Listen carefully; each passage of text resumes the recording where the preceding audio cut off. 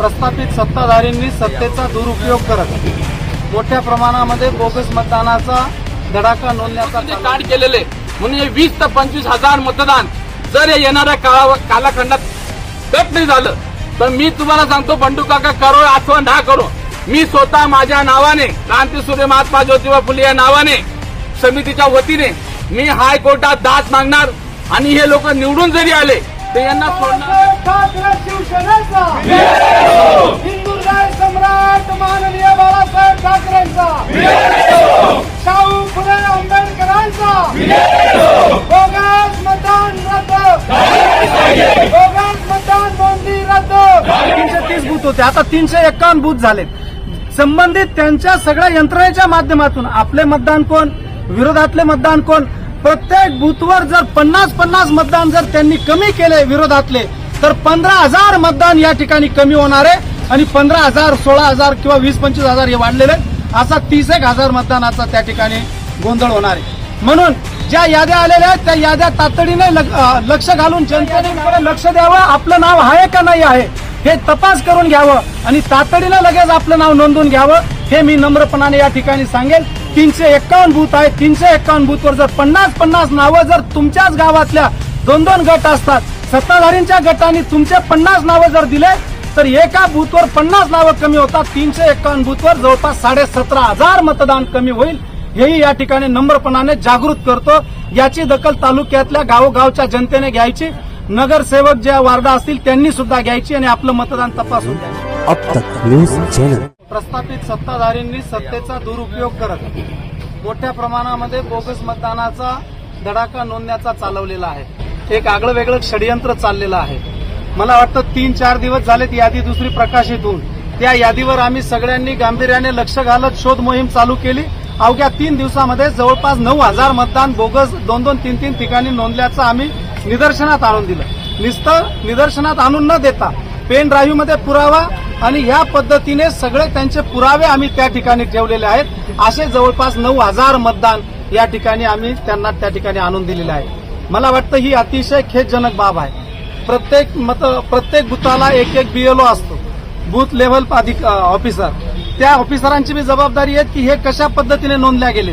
हे अतिशय घातक आहे. सर्वसामान्य कार्यकर्त्यांनी कशा पद्धतीने निवडणुकीला जायचं. आणि विशेष म्हणजे आणखीन एक दुसरी अडचणीची बाब अशी आहे की मी आपल्या चॅनलच्या माध्यमातून शासनाला विनंती करू इच्छितो की 20 तारखेपर्यंत ऑब्जेक्शन घेण्याची कालावधी दिलेला आहे आणि 30 तारखेला शेवटची यादी जाहीर होणार आहे. मग जर 30 तारखेला शेवटची यादी जाहीर होणार आहे आणि 20 तारखेलाच फक्त ऑब्जेक्शन घ्यायचंय तर मग पुढच्या यादीवरची शोध मोहीम करून बोगस नोंदणं आणायचे कसे आणि ऑब्जेक्शन घ्यायचे कसे. मी आपल्या चॅनलच्या माध्यमातून संबंधित यंत्रणेला, निवडणूक विभागाला, कलेक्टर साहेबांना मी विनंती करतो की जी 30 तारखेला यादी जाहीर होईल तिच्या पुढे ऑब्जेक्शन घेण्यासाठी 7 ते 8 दिवसाचा कालावधी दिला पाहिजे. म्हणजे जे काही बोगस मतदान नोंदलेलं आणि वाढलेलं असेल त्याच्यावरही आळा घालता येईल. हे मी नम्रपणाने आपल्या चॅनलच्या माध्यमातून निवडणूक यंत्रणेला या ठिकाणी सूचित करू इच्छितो आणि विनंती करू. त्या मतदारसंघामध्ये किती मतदान हे डबल आणि बोगस होतं? मला वाटतं सगळ्या वार्डांमध्ये बोगस म्हणजे अशा पद्धतीने की एकाच व्यक्तीचं नाव आहे त्या राहतो त्या एरियात बी आहे. उदाहरणार्थ ध्यान्यामध्ये मतदान आहे, त्या ध्यान्यावाल्याचं 9 मध्ये मतदान आहे, 9 वाल्यांचं संगमेश्वरमध्ये मतदान आहे. म्हणजे तो त्या ठिकाणी बूथ करेल आणि निवडणुकीच्या प्रक्रिया एक विशिष्ट केमिकल येतं. ते केमिकल त्या शाईला लावलं की 2 मिनिटांमध्ये ती शाई गायब होते आणि तो त्या ठिकाणी. अशी जर मतदान यादी चेक करायला गेलं तर त्या मतदान यादीमध्ये बोगस मतदान दिसत नाही. पण उद्या मी माझ्या सोयगावला राहतो, माझंच मतदान मी पुन्हा संगमेश्वरमध्ये नोंदलेलं आहे, पुन्हा मी ध्यान्यामध्येही नोंदलेलं आहे. इकडे मतदान करायचं, त्या केमिकलचा यूज करायचा आणि पुन्हा त्या ठिकाणी जाऊन मतदान करायचं. अशा प्रकारची ठरवून एक शातीरपणाने बोगस मतदानाचा चाललेला आहे धडाका. आणि एक मतदान 3-3 ठिकाणी, काही मतदान तर 5-5 मतदान 5-5 ठिकाणी नोंदलेले आहेत. आम्ही ते तहसीलदार साहेबांच्या निदर्शनात आणून दिलेले, पेन ड्राईव्ह दिलेला आहे, आज पोच घेतलेली आहे. जबाबदार यंत्रणेला त्यांनी फक्त त्यांची न्यायनीतीने जबाबदारी पार पाडावी. त्यांना शोधायचं सुद्धा काम नाही. वास्तविक ही जबाबदारी त्यांची आहे.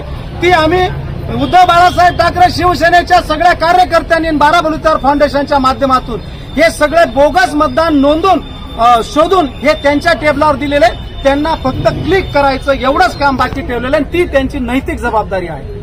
आणि ज्यांनी अशा प्रकारचं हे कामकाज केलं एक वेगळ्या पद्धतीने शातीरपणाने 2 नंबर पद्धतीने हे बोगस मतदान नोंदण्याचा धडाका ठेवला. ज्यांनी त्यांना मदत केली असेल, ज्या प्रशासनाने किंवा ज्या यंत्र जो कोणी असेल त्यांनी आणि ज्यांनी हे कृत्य केलं असेल त्या सगळ्यांचा मी उद्धव बाळासाहेब ठाकरे शिवसेनेच्या वतीने आणि बाराबलुतार फाउंडेशनच्या वतीने आणि तमाम मालेगावकरांच्या वतीने निषेध करतो आणि निषेध नोंदतो. काका, हा जेव्हा मतदान आरोप तुम्ही मतलब इथे पुरावे दिलेले, हा स्वतः ज्या मतदाता आहे त्यांनी मतलब 5 ठिकाणी 4 ठिकाणी मतदान केलेलं नाही. वाढलेलं आहे. याच्यामध्ये कोणी- हे बघा, मतदान नोंदत असताना काही बिचाऱ्या मतदातांचा नोंदणाऱ्यांचा दोष नाही, परंतु काही ठिकाणी लाडली बहीण नोंदण्याचे केंद्र चालू होते.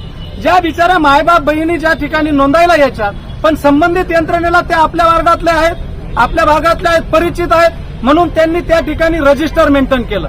रजिस्टर मेंटेन करून ही नावं त्यांच्या सोयीने त्यांच्या बी वार्डात ठेवली आणि आहेत त्या ठिकाणी बी ठेवलीत.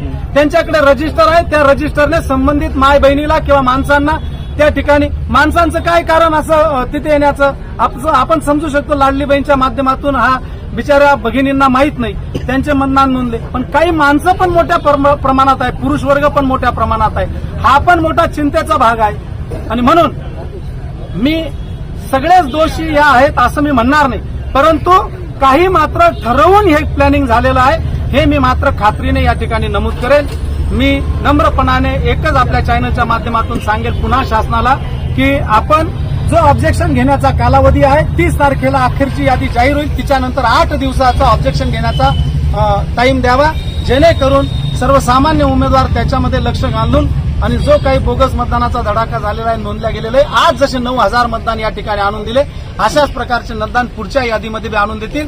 आमचा अंदाज आहे की 3 दिवसामध्ये जर आम्ही 7-8 हजार मतदान शोधू शकतो तर येणाऱ्या काळामध्ये जर 9-10 दिवस मिळाले तर आम्ही आणखी 10-15 हजार मतदान शोधून काढू आणि ते संबंधित निवडणूक विभागाच्या लक्षात आणून देऊ. ही भूमिका आता आम्ही आज या ठिकाणून निघाल्यानंतर मला वाटतं गुलाब पगारे साहेबांनी मागच्या वेळेला पण अशा प्रकारचे निवेदनं दिलेत, यांच्या प्रशासनाच्या लक्षात आणून दिलेत, पण प्रशासनाच्या काही अधिकाऱ्यांनी त्यांच्याकडे दुर्लक्ष केलं. आज आम्ही नाशिकला कलेक्टर ऑफिसला जाऊन पुन्हा त्यांच्याही लक्षात आणून देणार, त्यांच्याकडे पोच देणार, तिथलीही पोच घेणार आणि पॅरलल कोर्टामध्येही आम्ही हा सगळा कोर्टामध्ये आम्ही हे पिटिशन दाखल करणार आहेत, कोर्टामध्येही दाद मागणार आहेत आणि आम्हाला शेवटच्या यादीनंतर आणखीन 8 दिवस ऑब्जेक्शन घेण्यासाठी आम्हाला वेळ पाहिजे. गुलाब, तुम्ही बीजेपी मध्ये आणि इथं सोबत आहे, विषय बीजेपीचा आणि इतर पक्षाचा नाही. या ठिकाणी गेल्या 8 दिवसाच्या कालखंडात सन्मान्य बंडू काका बच्चांनी जे कर्मकांड जे बाहेर काढलेले की 3.5 लाख मतांमधून आज 9,000 मतदार डुप्लिकेट आहेत आणि 3 दिवसात अवघ्या आणि अजून येणाऱ्या कालखंडात 4-5 दिवसाच्या कालखंडात माझी आजी चारते स्वतःची 20 ते 25 हजारचा आकडा हा बोगस मतदानचा पार होणार आहे. म्हणून या ठिकाणी रात्री बंडू काकांनी आम्हाला जेव्हा सांगितलं की असं कांड या तालुक्यात चाललेले प्रस्थापितांचा असो या दुसरं कोणाचा असो, पण या बंडू काकांनी जे कांड बाहेर काढलं त्याला पाठिंबा देण्यासाठी क्रांतीसूर्य महात्मा ज्योतिबा फुले स्मारक कृती समितीच्या वतीने मी तात्काळ या ठिकाणी पोहोचून काकांना पाठिंबा जाहीर केला. म्हणून मी बीजेपीचा असो का समितीचा हा 2 नंबरचा भाग आहे, पण महामानव डॉक्टर बाबासाहेब आंबेडकरांनी जे आपल्याला अधिकार दिला, जे संविधान दिलंय, एक आदमी एक मतदान, मग जर अशा ठिकाणी जर एक कर्मकांड चालत असेल आणि काही धनदांडग्यांनी काही प्रस्थापितांनी 10-20 हजार जण मतदान नोंदून ठेवलं तर गोरगरिबांनी निवडणूक लढायची नाही का? सर्वसामान्य या ठिकाणी कार्यकर्ते आले, रामभाऊ असो, जितू देसले असो, राजाराम भाऊ असो, कैलास तिलके असो, यांनी 5-5 वर्ष जनतेची सेवा करायची, घसायचं आणि ऐन वेळेला कोणी बी जसं मार्केट कमिटीचं उदाहरण 2 वेळा बंडू काकांनी दिलं की मार्केट कमिटी जी 1 वर्षापूर्वी झाली त्या ठिकाणी देखील 2 चांगले उमेदवार त्या ठिकाणी व्यापारी गटातलं एक विशिष्ट गटाला त्या ठिकाणी धूळ खावा लागली. याचं कारण असं आहे की ते 24 तास त्या ठिकाणी त्या व्यापाऱ्यांना वेळ देतात आणि यायचं कोणी बी डुप्लिकेट मतदान करायचं, कोणी कसायांच्या नावाने, कोणी बकरी बाजारच्या नावाने आपलं मतदान नोंदायचं आणि ते डुप्लिकेट मतदानच्या माध्यमातून त्यांनी त्या ठिकाणी मजा मारायची. म्हणून हे चालणार नाही. या ठिकाणी मी बीजेपीचा असो किंवा कुठल्या पक्षाचा असो, हे कर्मकांड या तालुक्यात आता चालणार नाही. आम्ही तर स्पष्ट सांगतो काका, संबंधित अधिकारी बीएलओ असो, आरओ असो, तहसीलदार असो, प्रांत असो, कलेक्टर असो, जे लोक या यंत्रणेवर काम करत असाल तर माझ्या मनात असे डाऊट आहे की हे सगळे बीएलओंना घरी बसून त्यांच्या सह्या घेतलेल्या आहे. बीएलओ असं काम करत नाही, ते फार आयदी आहेत, ते जात नाही कुठल्याही खाणीसुमारीला, ते जात नाही, हे घरी बसून हे कांड केलेले. म्हणून हे 20 ते 25 हजार मतदान जर येणाऱ्या कालखंडात कट नाही झालं तर मी तुम्हाला सांगतो बंडू काका करो अथवा ना करो, मी स्वतः माझ्या नावाने क्रांतीसूर्य महात्मा ज्योतिबा फुले या नावाने समितीच्या वतीने मी हायकोर्टात दाद मागणार आणि हे लोक निवडून जरी आले तर यांना सोडणार नाही. आणि त्याच्यानंतर जे अधिकारी आहे त्यांना देखील इशारा देतो की तुम्ही ही कारवाई तुमच्यावर पर्सनल करू, आम्ही चेअर प्रांत म्हणून तहसीलदार म्हणून नाही करू. हे संबंधित अधिकारी जे आज निवडणूक राबवत आहे त्यांच्यावर पर्सनल गुन्हे दाखल करू आणि मग तुम्हाला कोण वाचवतं हे तुम्ही त्या गोष्टीचा विचार करायचा आहे. या ठिकाणी हा इशारा आम्ही देऊ इच्छितो, इथंच थांबतो.